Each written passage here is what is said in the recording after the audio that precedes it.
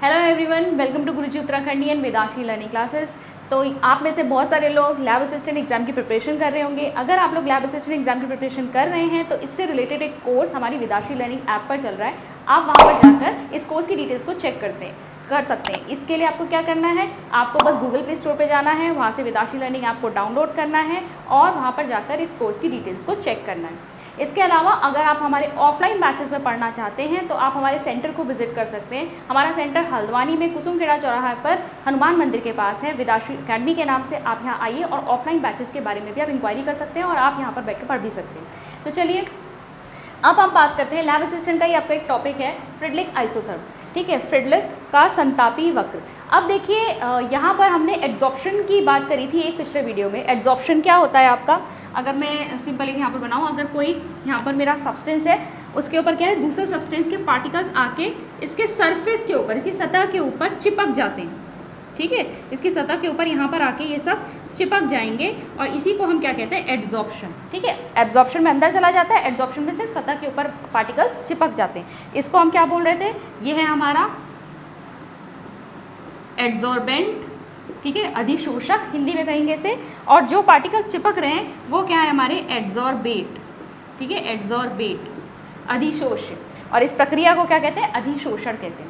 अब देखिए अधिशोषण में हमने आपका पढ़ा था फैक्टर्स किस किस पे डिपेंड करते हैं। ठीक है, टेम्परेचर के बारे में हमने पढ़ा था। जब आप टेम्परेचर रेज करेंगे, ठीक है, अगर आप टेम्परेचर बढ़ाएंगे तो ये जो अधिशोषण की प्रक्रिया है वो बल्कि स्लो हो जाएगी। स्लो भी कह सकते हैं, यहाँ पे कहते हैं डीसॉर्प्शन की प्रक्रिया शुरू हो जाएगी। डीसॉर्प्शन का मतलब क्या है, ये पार्टिकल जब इस सतह को छोड़कर वापस जाने लगते हैं। ठीक है, यहाँ से सतह के ऊपर से जो चिपके हुए पार्टिकल्स हैं वो हटने लग जाएंगे अगर आप टेम्परेचर बढ़ाएंगे। क्यों? क्योंकि इनको एनर्जी मिल गई। एनर्जी मिल गई तो ये पार्टिकल्स जो है ये अब क्या करेंगे, काइनेटिक एनर्जी मिल गई, ये चले जाएंगे यहाँ से, तो डीसॉर्प्शन हो जाएगा। वहाँ पर अधिशोषण का उल्टी प्रक्रिया यहाँ पर शुरू हो जाएगी। तो टेम्परेचर के साथ भी इसका चेंज होता है। तो इसलिए अब हम, अगर फ्रेडलिक ने क्या किया था, उसने एक्सटेंट ऑफ एब्जॉर्प्शन देखा था, कितना अधिशोषण हो सकता है। उसने देखा था किसके टर्म्स में, प्रेशर के टर्म्स में, कि प्रेशर बढ़ाने या घटाने से अधिशोषण की प्रक्रिया पर क्या प्रभाव पड़ता है। तो यहाँ पर हमें क्या करना पड़ेगा, हमें टेम्परेचर को कांस्टेंट लेना पड़ेगा। ठीक है, क्योंकि टेम्परेचर बढ़ाने घटाने से भी तो फर्क पड़ रहा है और हमें किसके साथ रिलेशनशिप देखना है, प्रेशर के साथ रिलेशनशिप देखना है। तो इसलिए आप टेम्परेचर को क्या कर देंगे यहाँ पर, कांस्टेंट। और जब टेम्परेचर को कांस्टेंट करके आप कोई कर्व बनाते हैं तो आप उसे आइसोथर्म कहते हैं, यानी समतापी वक्र कहते हैं। तो इसीलिए यहाँ पर क्या आ रहा है, फ्रेडलिक आइसोथर्म या फ्रेडलिक का समतापी वक्र। अब चलिए देखते हैं फ्रेडलिक ने किस तरीके से रिलेशन बताया। तो सबसे पहले देखिए, गैसों का ठोस पर अधिशोषण, यानी अगर ये ठोस है, मेरा एक सॉलिड है, इस सॉलिड के ऊपर गैसेस जो हैं वो एड्जॉर्ब हो रही। क्या एड्जॉर्ब हो रही है, गैसेस एड्जॉर्ब हो रही है। तो ये जो प्रक्रिया है कितनी होगी, एक निश्चित तापमान पर दाब का प्रभाव हम इसमें देखेंगे। तो ये मैंने बताया कि यहाँ पर हमें फ्रेडलिक आइसोथर्म में देखना क्या है, हमने देखना है अधिशोषण की प्रक्रिया कितना गैस एब्जॉर्ब होगी सॉलिड पर अगर हम प्रेशर में जो है इंक्रीज या डिक्रीज करें। अब देखो एक्सटेंट ऑफ एड्जॉर्प्शन, यहाँ पर हम क्या लेंगे, सबसे पहले एक्सटेंट ऑफ एड्जॉर्प्शन को समझिए। एक्सटेंट ऑफ एड्जॉर्प्शन क्या है भाई, मैंने कहा ये मेरा सॉलिड है, इसके ऊपर गैसेस के पार्टिकल्स आके चिपक रहे हैं, इसके इकाई द्रव्यमान पर यूनिट मास के ऊपर कितना पार्टिकल चिपक रहे हैं, वही होगी मेरी एक्सटेंट ऑफ एड्जॉर्प्शन। ठीक है, इसके लिए मैं क्या लूँगी, इसको हम कैसे रिप्रेजेंट करेंगे, एक्स अपॉन एम, जहाँ पे एक्स क्या हो गया, एक्स हो गया मेरा अमाउंट ऑफ एड्जॉर्बेट, यानी कि कितने पार्टिकल्स इस पर आकर चिपक रहे हैं वो हो गया एक्स। और मान लो इसका जो मास है, सॉलिड का मास है एम। तो अगर मुझे ये चेक करना है कि एक यूनिट आपके मास पर कितना एड्जॉर्प्शन हो रहा है तो मैं क्या कर दूँगी, एक्स अपॉन एम। ठीक है, एक्स अपॉन एम क्या है, एक्सटेंट ऑफ एड्जॉर्प्शन कह सकते हैं आप इसे, या फिर क्या कह सकते हैं, gas adsorb per unit mass of adsorbent. ठीक है, अधिशोषक के इकाई द्रव्यमान पर अधिशोषित गैस। ठीक है, ये हो गया। अब हम प्लॉट किसके बीच में करेंगे, X upon M, extent of adsorption, और हम पी को लेंगे एक्स एक्सिस पर। ठीक है, ये एक्स एक्सिस मान लीजिए, वाई एक्सिस मान लीजिए, यहाँ एक्स अपॉन एम ले लिया हमने, यहाँ पी ले लिया। अब देखो ग्राफ को समझना है, ग्राफ को समझना इंपॉर्टेंट है। यहाँ पर ये आपके आइसोथर्म से कॉन्स्टेंट टेम्परेचर पर ले रहे हैं हम। ठीक है, चलो हम सबसे पहले इस वाले सबसे ऊपर वाले कर्व की बात कर लेते हैं। यहाँ से आप देखोगे, यहाँ से यहाँ तक आपको क्या दिखाई दे रहा है, आपको दिखाई दे रहा है यहाँ पर स्ट्रेट लाइन। ठीक है, यहाँ पे कर लो या यहाँ कर लो, यहाँ तक आपको क्या नज़र आ रही है, स्ट्रेट लाइन नज़र आ रही है। यानी यहाँ पर एक्स अपॉन एम, एड्जॉर्बेंट जो है आपका, एक्सटेंट ऑफ एड्जॉर्प्शन प्रेशर पर डायरेक्टली डिपेंड कर रहा है, सीधे सीधे निर्भर कर रहा है। ठीक है, यानी कि मैं क्या लिख सकती हूँ, X upon M is directly proportional to P. जितना प्रेशर बढ़ रहा है उतना ही x/m बढ़ रहा है, यानी कि उतना ही एक्सटेंट ऑफ एब्जॉर्प्शन बढ़ रहा है। देख सकते हैं इसमें, अगर मान लो मैं इस पर प्रेशर बढ़ाती जाऊंगी तो ज़्यादा गैस के मॉलिक्यूल्स जो हैं वो इसकी सतह के ऊपर चिपकने लगेंगे। तो यहाँ पर बिल्कुल सही है, यहाँ तक तो मेरे को स्ट्रेट मिल रहा है, ठीक है। इसके बाद और यहाँ पर अगर आप चेक करो तो यहाँ पर क्या है आपका पैरेलल हो गई प्रेशर के एक्सेस के, ठीक है। ये वाला एक्सेस जो था आपका प्रेशर रिप्रेजेंट कर रहा है, इसके पैरेलल हो गई। यानी अब देखो जब ये अधिशोषण की प्रक्रिया हो रही है, मान लो प्रक्रिया चलती रही और इसका पूरा सरफेस भर गया, सारा सरफेस भर गया।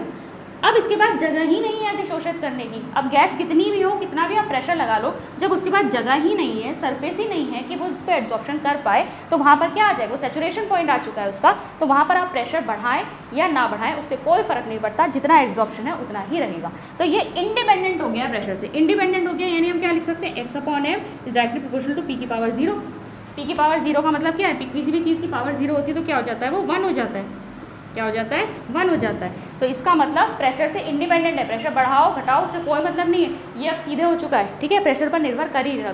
तो ये आपकी जो क्या है, ये आपकी लो प्रेशर की स्टेज है। जब प्रेशर लो होता तब डायरेक्ट डिपेंडेंसी, जैसे जैसे प्रेशर बढ़ाओगे एब्जॉर्प्शन की प्रक्रिया बढ़ेगी, ठीक है, अधिशोषण ज़्यादा होता जाएगा। फिर क्या होगा, अब इसको रिप्रेजेंट करने के लिए ये जो ये वाला है, आप इसको अगर जनरल टर्म्स में रिप्रेजेंट करोगे, मैथमेटिकली इसको रिप्रेजेंट किया जाता है। x इज यहाँ पर लिखा है, x/m is directly proportional to p⁻1/n, ठीक है। एक्सपोनेंशियल पावर आपकी यहाँ पर आ जाती है। और अगर मैं प्रोपोर्शनैलिटी का साइन हटाती हूँ तो मेरा कांस्टेंट आ जाएगा k। यही जो है आपकी फ्रेडरिक आइसोथर्म की इक्वेशन है। क्या है, x/m is equal to k into p⁻1/n, ठीक है। और ये हमने डिस्कस कर ही लिया, x क्या है, m क्या है, ये जनरल फॉर्म में हमने लिख दिया। ये जनरल फॉर्म में इस प्रेशर के लिए अगर हमें एक इक्वेशन लेनी है तो यहाँ पर हम इसको इस तरीके से लिख सकते हैं। अब एक चीज़ और देख लो, यहाँ पर और भी चीज़ हमको क्या पता चल रही है, यहाँ पर पता चल रहा है टेम्परेचर जैसे जैसे आप इंक्रीज कर रहे हो, ये देखो एक्सटेंट ऑफ एब्जॉर्प्शन क्या है, कम होती जा रही है। यहाँ पर देखो इतना ही किया, यहाँ इस वाले टेम्परेचर पे देखो इतना कर लिया, टेम्परेचर और कम हुआ तो यहाँ पर इतना कर लिया, ठीक है। तो जैसे जैसे आपका टेम्परेचर बढ़ेगा, देखो ये 193 केल्विन है, 247 है, 273, जैसे जैसे टेम्परेचर बढ़ रहा है आपका एब्जॉर्प्शन जो है कम हो रहा है। ये हमने बात करी थी कि एब्जॉर्प्शन जो है टेम्परेचर बढ़ने के साथ कम हो जाता है। क्यों, क्योंकि पार्टिकल को काइनेटिक एनर्जी मिल जाएगी, वो क्या करेंगे, डिसॉर्प्शन की प्रक्रिया करने लगेंगे। चलो अब इसी को हम ग्राफिकल फॉर्म में अगर आप पॉइंट्स के फॉर्म में अगर लिख रहे हो तो कैसे लिख रहे हो, लो प्रेशर पर हमें क्या देखने को मिल रहा है कि x/m is directly proportional to p⁻1, यानी p⁻1 मतलब p, सीधे सीधे p, ठीक है। जनरल फॉर्म में लिख दिया हमने, यानी ये 1/n की वैल्यू क्या हुई होगी, इससे ऐसे हुआ होगा ना, ये ऐसे हुआ होगा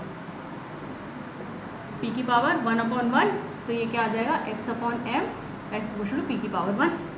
इसको ऐसे लिख सकते हो, आया इसी जनरल इक्वेशन से, आया यहीं से है। हमने क्या किया, बस वैल्यू रख दी क्योंकि डायरेक्ट प्रोपोर्शनैलिटी है, हमें दिख रहा है ग्राफ में।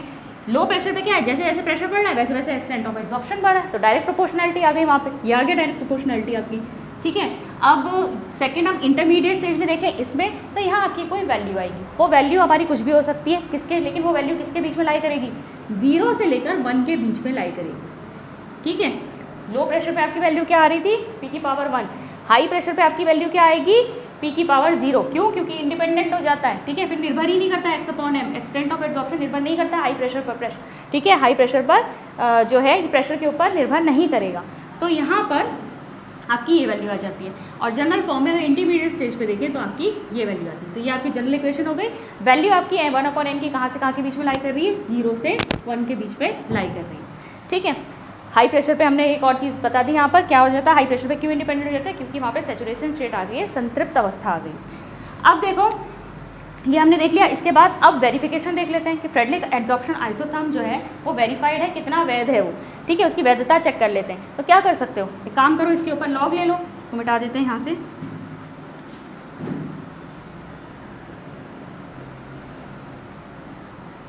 ठीक है। अब देखो इस इक्वेशन में, ये जो इक्वेशन जनरल हमने लिखी थी इस पर लॉग ले लो, taking log on both side. Log इसका करोगे तो लॉग x/m आ जाएगा, इसको करोगे k तो लॉग क्या आ जाएगा, मल्टीप्लाई में जो होते हैं तो प्लस आ जाता है प्लस, और ये एक्सपोनेंट फॉर्म में है तो पहले क्या होगा, एक्सपोनेंट फॉर्म वाला जो पहले आ जाता है और लॉग p आ जाता है, ठीक है। लॉग के फॉर्म में जब करते हैं तो इस तरीके से आ जाएगी। ये इक्वेशन किसकी तरह लग रही है, ये इक्वेशन लग रही है y = c + mx, ठीक है, y = c + mx लग रही है, या फिर आप इसको ऐसे भी लिख सकते हो y = mx + c, जो मैथ्स वाले हैं वो इसे रिलेट कर पाएंगे। ये क्या है, ये स्ट्रेट लाइन की इक्वेशन है, कोऑर्डिनेट ज्योमेट्री में पढ़ते हैं, स्ट्रेट लाइन की इक्वेशन है। अब अगर एक्सपेरिमेंटली वेरीफाई करने पर अगर हमें स्ट्रेट लाइन मिल रही है ग्राफ में, दैट मीन फ्रेडलिक का आइसोथर्म क्या है, बिल्कुल सही है। ठीक है, तो अब हम अगर इसको प्लॉट किया गया और एक्सपेरिमेंटली भी सही आई ये वैल्यूज़, यहाँ पर हमें एक स्ट्रेट लाइन मिली, दैट मीन्स फ्रेडलिक का जो आइसोथर्म है वो वैलिड है। ठीक है, यहाँ पर आपका, अच्छा यहाँ पर जो आपका m होता है, ठीक है, और जो c होता है, m क्या होता है आपका स्लोप और c क्या होता है आपकी इंटरसेप्ट। ठीक है, तो यहाँ पर आपका y = cmx है, इसको लगाओ, c क्या है log k, तो log k क्या हो गया आपका इंटरसेप्ट। इंटरसेप्ट मतलब यहाँ अगर मेरा ओरिजिन है, यहाँ से कितना ये काट रहा है, यहाँ पर ये इंटरसेप्ट हो गया मेरा। ठीक है, तो ये log k जो इंटरसेप्ट है मेरा यहाँ से शुरू हो रहा है। और स्लोप अगर आपको चेक करनी है तो स्लोप कितनी आ रही है यहाँ पर, इससे मैच कर लूँ, 1/n है स्लोप। तो 1/n स्लोप कैसे निकालते हैं, पाइथागोरस थ्योरम लगा के, यहाँ से मैंने ऐसे डाला, यहाँ से मैंने ऐसे डाला, अब इसकी स्लोप यहाँ पे निकल सकती है। तो 1/n क्या आई, इसकी स्लोप आई। अब देखो क्वेश्चन कहाँ से बन सकता है, फ्रेडलिक आइसोथर्म से किस तरह से क्वेश्चन आएगा। सबसे पहले तो आपका ये पूछा जा सकता है फ्रेडलिक आइसोथर्म किसके बीच में रिलेशनशिप बता रहा है, तो एक्सटेंट ऑफ आपका एड्जॉर्प्शन और प्रेशर के ऊपर रिलेशनशिप बता रहा है। ठीक है, दूसरी आपकी इक्वेशन पूछी जा सकती है, तो इक्वेशन आपको पता होनी चाहिए। फ्रेडलिक की जो इक्वेशन है आइसोथर्म की वो क्या है, x/m = k × p⁴ 1/n। तीसरी चीज़ आपसे क्या पूछी जा सकती है, फ्रेडलिक के आइसोथर्म में n की वैल्यू कितने से कितने के बीच में लाई करती है, तो कितने से कितने के बीच में लाई करती है, 0 से 1 के बीच में लाई करती है, ये भी आपको पता है। ठीक है, तो ये कुछ पॉइंट्स है, बाकी ये आप 2-3 पॉइंट आप ये भी याद रखेंगे। लो प्रेशर पर क्या होती है, डायरेक्ट प्रोपोर्शनैलिटी होती है, हाई प्रेशर पर इंडिपेंडेंट हो जाता है, यानी लाइन हमें क्या मिलती है, आपको प्रेशर एक्सिस के पैरेलल मिलती है। तो ये था आपका फ्रेडलिक का एड्जॉर्प्शन आइसोथर्म। आई होप आपको क्लियर हुआ होगा। मैं मिलती हूँ आपसे नेक्स्ट वीडियो में। Thank you.